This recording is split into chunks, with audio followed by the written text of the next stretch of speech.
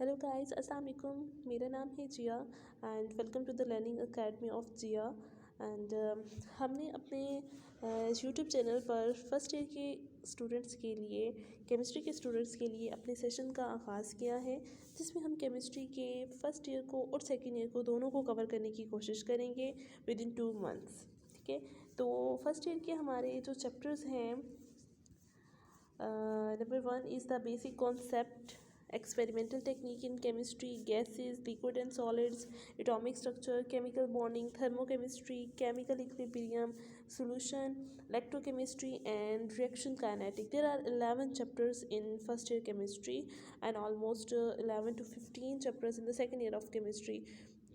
तो हम इसको इस तरह से अरेंज करेंगे कि एक दिन में हम फर्स्ट चैप्टर के जो है वो 3 लेक्चर्स में हम फर्स्ट चैप्टर को कवर कर दें, ताकि स्टूडेंट्स को पढ़ने में भी इजी हो और हमारे लिए भी उसको प्रिपेयर करना जो है वो इजी हो सके। So number 1 is the basic concepts.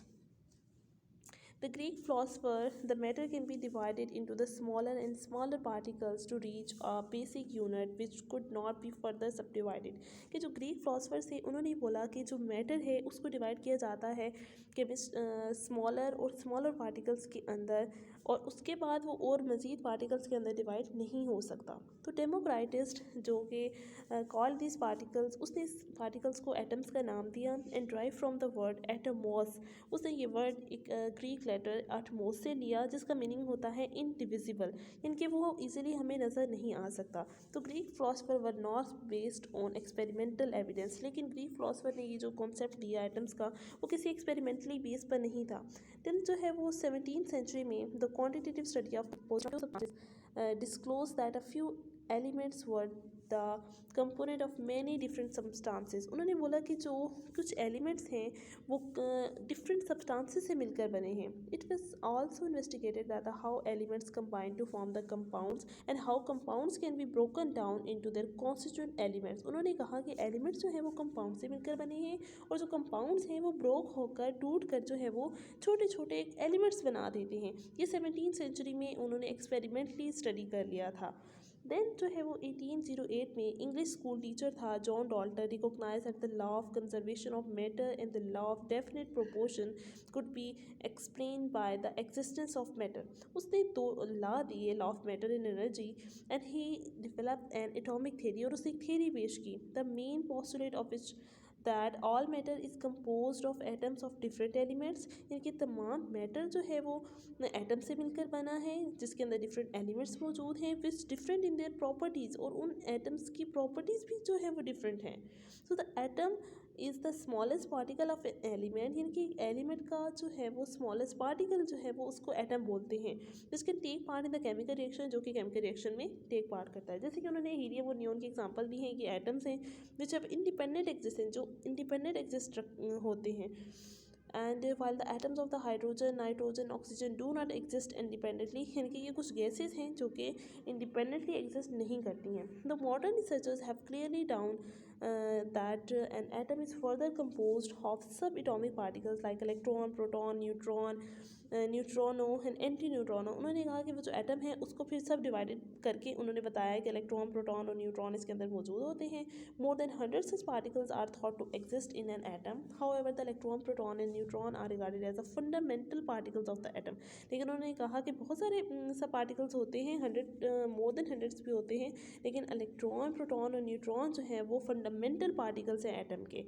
Then एक स्वीडिश केमिस्ट था बर्जीलियस, उसने 1779 में से 1848 उसका ड्यूरेशन था। उसने ये डिटरमिन किया कि जो एटॉमिक मैसेस ऑफ एलिमेंट्स, उसने एक कॉन्सेप्ट डिस्कवर कर लिया, एटॉमिक मैस ऑफ एलिमेंट, यानी कि उस एलिमेंट का मैस कितना है।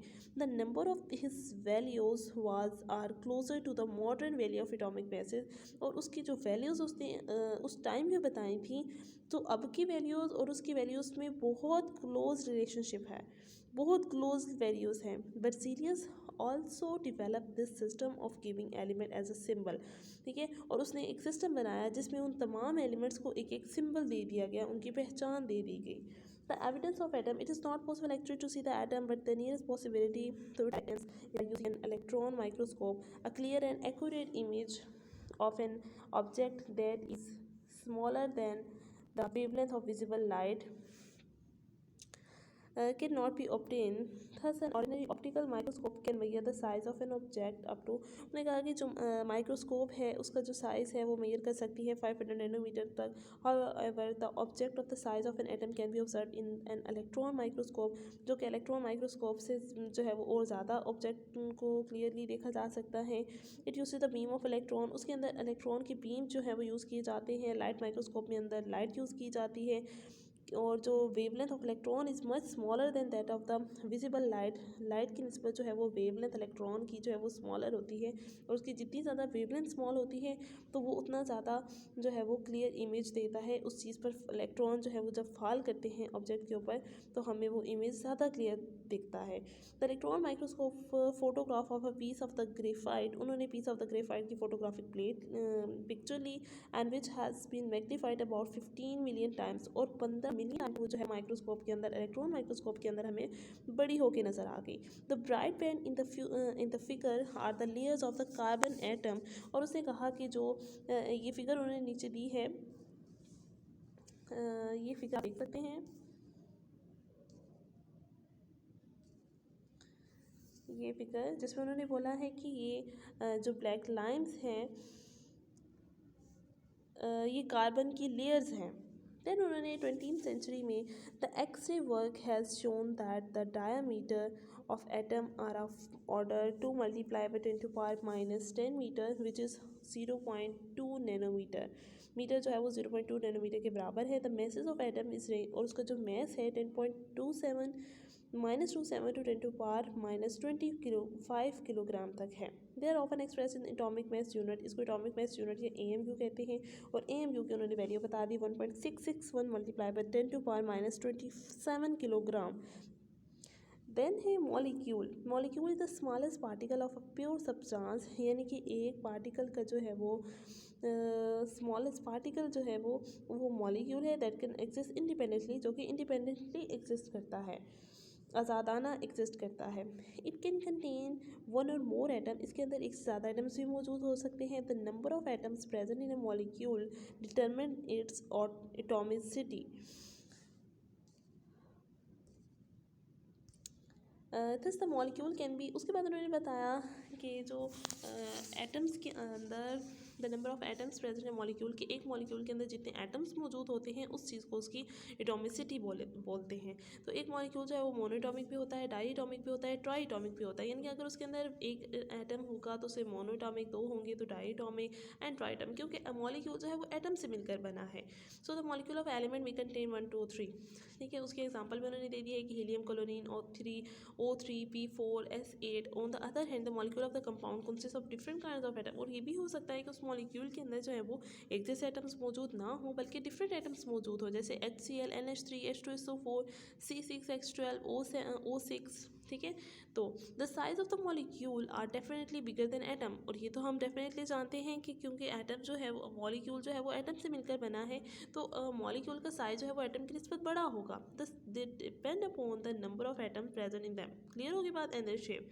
सम molecules are so big that they are called macro molecule. उन्होंने कहा जो बहुत ज़्यादा बिग होते हैं उन्हें मैक्रो मॉलिक्यूल्स बोला जाता है.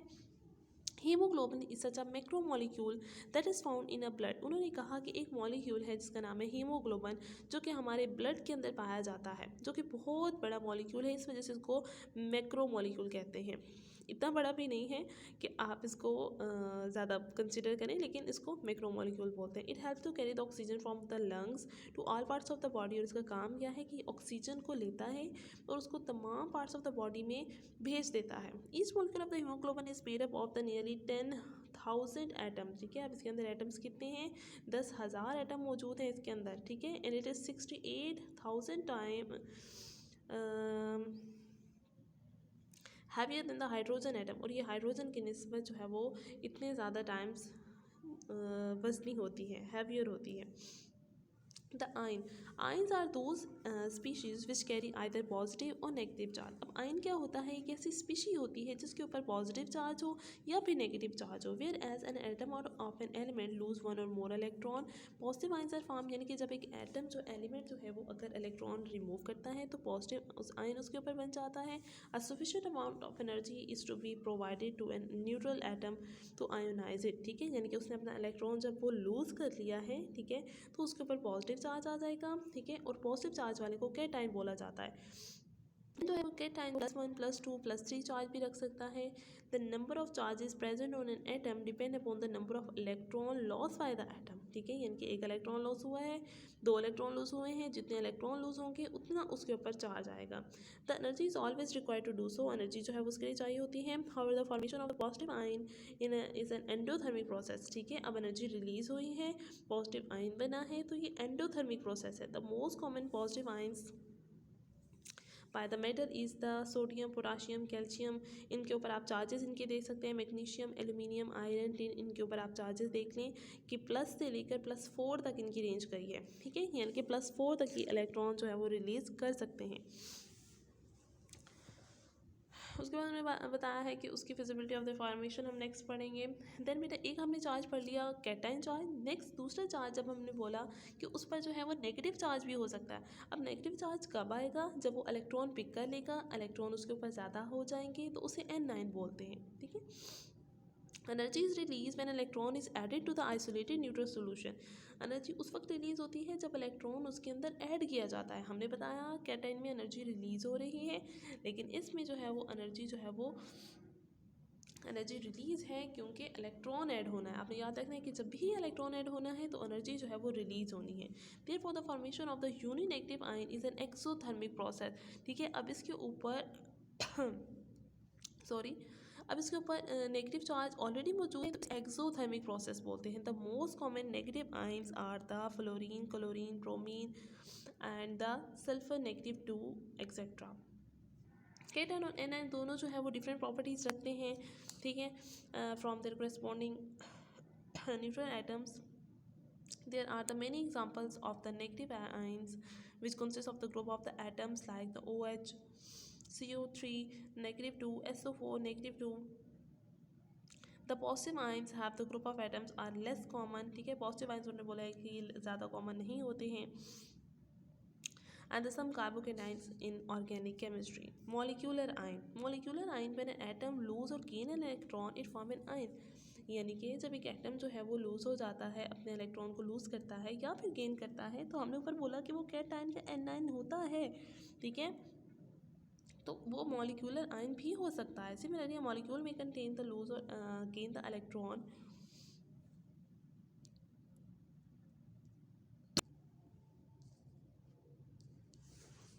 हाँ जी, अब हमारा टॉपिक है रिलेटिव एटॉमिक मास. Relative atomic mass क्या है? It is the mass of an atom of an element as compared to the mass of an atom of carbon taken as 12. ये आप डेफिनेशन जो है वो 9th-10th में भी पढ़ते आए हैं, लेकिन कुछ बच्चों को इसमें कन्फ्यूजन ही रहती है. तो उन्होंने बेटा ये जस्ट बोला है कि रिलेटिव एटॉमिक मास का मतलब ये होता है कि किसी एटम का जो मास है वो जिस तरह कार्बन का मास 12 है, इसी तरह हर एटम का कोई ना कोई मास होता है. ठीक है, the unit use to express the relative atomic mass is called AMU. और उस मास को जाहिर करने के लिए कोई ना कोई यूनिट यूज़ किया जाता है एक्सप्रेस करने के लिए, तो उसे AMU एटॉमिक मास यूनिट बोला जाता है. And it is the 1/12 of the mass of one carbon atom. ठीक है, एक कार्बन एटम का जो 1/12 पार्ट है वो उसका एटॉमिक मास यूनिट है. One carbon 12 scale, the relative atomic mass is 12 AMU and the relative atomic mass of hydrogen is 1 AMU. आप समझ आ गया? यानी कि कार्बन का एटॉमिक मास यूनिट 12 है और हाइड्रोजन के एटॉमिक मास यूनिट जो है वो 1 AMU है. The mass of the atoms are extremely small. उनके masses जो होते हैं वो बहुत ज़्यादा स्मॉल होते हैं. and we don't have any balance to weigh such a extremely small mass. और इनका mass इतना स्मॉल होता है कि हम उनको किसी तरीके से वे भी नहीं कर सकते हैं. so we use the relative atomic mass unit scale. इस वजह से उन्होंने relative atomic मास यूनिट का स्केल यूज़ किया. उन्होंने यहाँ पे कुछ एलिमेंट्स के रिलेटिव एटॉमिक मासेस दे दिए हैं, जैसे hydrogen, oxygen, neon, chlorine, copper and uranium का मैसेज दिए हुए हैं, तो आपने ये वाले मैथ्स ज़रूर याद करने हैं। चलें नेक्स्ट हमारा टॉपिक है आइसोटॉप्स। चलिए प्लीज़ गाइस ये मत समझिएगा कि हम बहुत ज़्यादा पढ़ते जा रहे हैं, क्योंकि बेटा हमने 1 चैप्टर का क्राइटेरिया रखा है कि हमने 3 डेज़ में 1 चैप्टर कंप्लीट करना है। So we have to focus on the topic, not on the length of the pages. And the topic is isotopes. In Dalton atomic theory, all the atoms are considered alike in all the properties including their masses.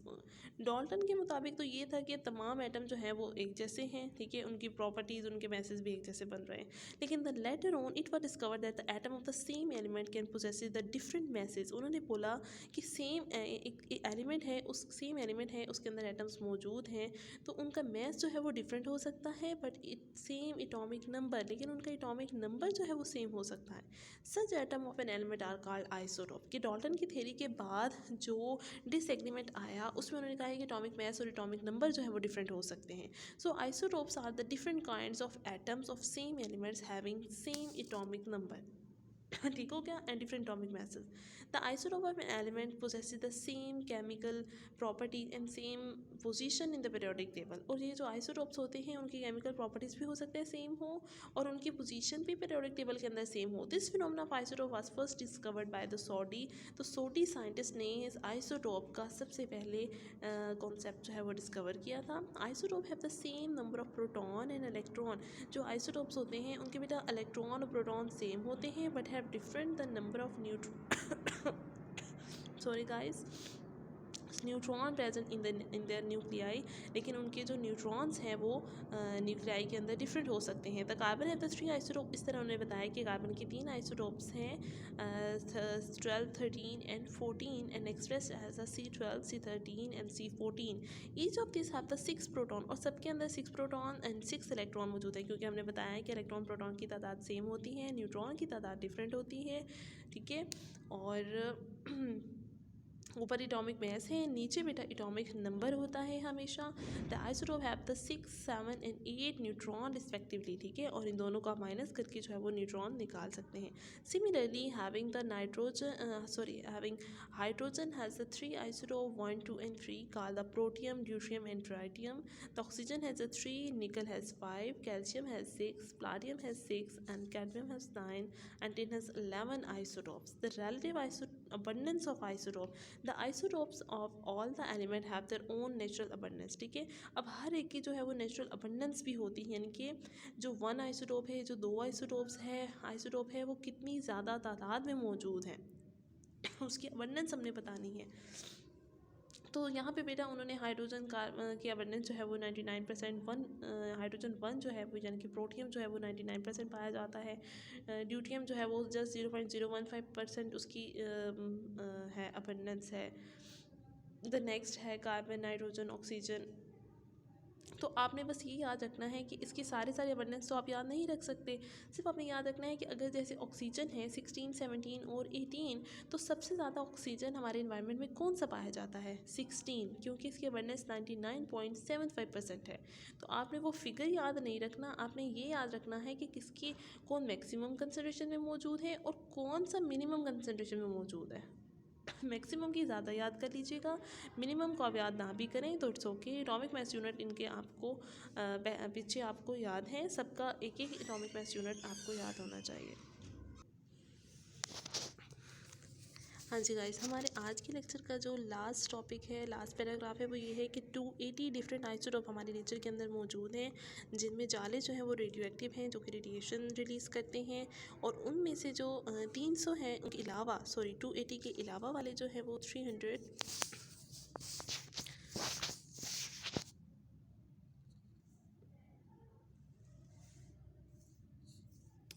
280 के अलावा जो 300 हैं वो बेटा unstable form में मौजूद होते हैं और आर्टिफिशियल डिसइंटीग्रेशन से प्रोड्यूस होते हैं। The distribution of isotopes among the elements are varied and complex as it the evidence from the table. उन्होंने बोला कि इसकी डिस्ट्रीब्यूशन जो है वो डिफरेंट हो सकती है. The elements like the arsenic, fluorine, iodine and gold have only the single isotope. अब आपने याद रखना है कि गोल्ड, आयोडीन, फ्लोरीन और आर्सेनिक का सिंगल आइसोटोप होता है और इन्हें मोनो आइसोटोपिक एलिमेंट्स बोलते हैं. Gold, iodine, fluorine and arsenic. In general, the elements of odd atomic number almost never possesses more than two stable isotope. कि जिनके odd atomic number है उनके ज़्यादातर दो या दो से ज़्यादा आइसोटोप्स जो हैं वो मौजूद होते हैं. The elements of even atomic number usually have the large number of isotope. अब आपने ये याद रखना है कॉन्सेप्ट, हिंट याद रखना है कि एटॉमिक नंबर जिनके इवन होते हैं उनके लार्ज नंबर ऑफ आइसोटोप मौजूद होते हैं. जैसे कि हमने कार्बन के एटॉमिक नंबर 6 हैं और हमने उसके 3 आइसोटोप्स बताए हैं.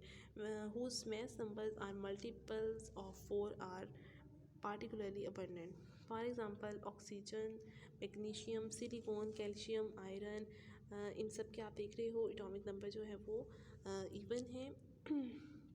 और ये हमारी अर्थ क्रस्ट के अंदर 50% मौजूद हैं. Out of 280 isotopes that occur in the nature, 154 have even same mass number and even atomic number. कि उनका जो है वो mass number भी even होता है और atomic number भी even होता है.